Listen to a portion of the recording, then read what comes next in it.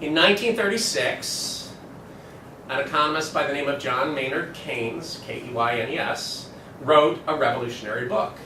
Okay, the book we call The General Theory, has a longer name. Even economists don't remember the whole name, we call it The General Theory. It was called The General Theory of Employment, Interest, and Money. Okay? Keynes is one of, if not the number one most brilliant, most influential economist of the 20th century. Okay, certainly in the top three. All right? He was a classical economist. He was trained as a classical economist. He was the new generation, the standard bearer for classical economics.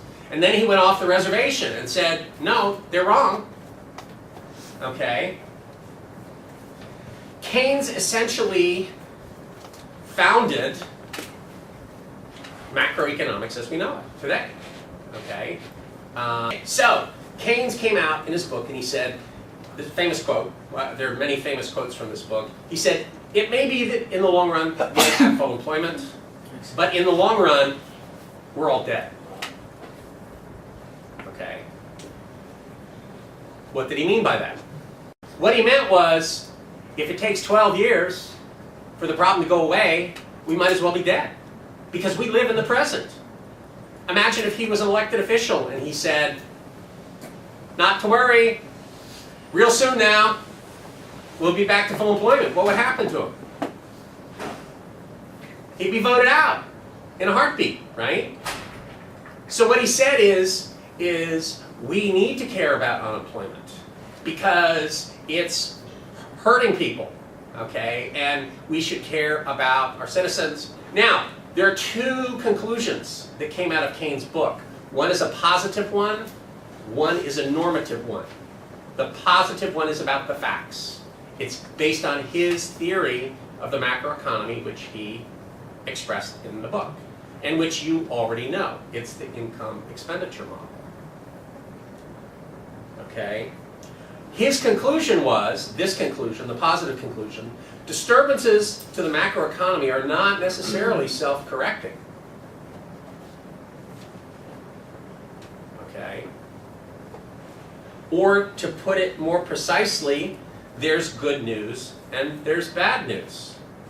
The good news is the macroeconomy always moves to equilibrium. The bad news is that lots of equilibriums are not good ones because they correspond to really high unemployment. What he said is total spending in the economy is not very stable. Okay? It bounces around a lot. So even if the economy started in full employment, it wouldn't tend to stay there. Okay? Anytime consumers get optimistic or pessimistic, they're going to change their spending. Anytime businesses get optimistic or pessimistic, they're going to change their investment. Anytime the rest of the world, something happens in the rest of the world, our net exports are going to change. And when those changes happen, we're not going to be in full employment anymore. So he defined two scenarios. The first one he called a recessionary gap.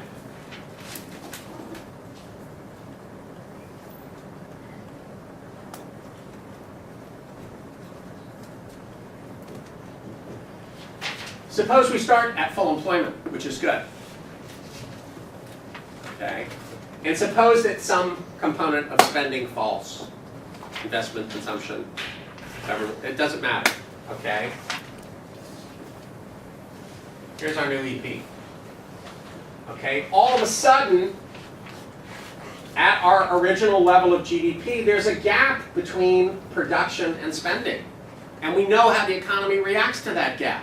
What happens to inventories? Inventories go up because people aren't spending as much. Businesses see their inventories going up. They say, hey, we're not selling what we should be selling. So they cut prices, and they cut output, and they lay people off.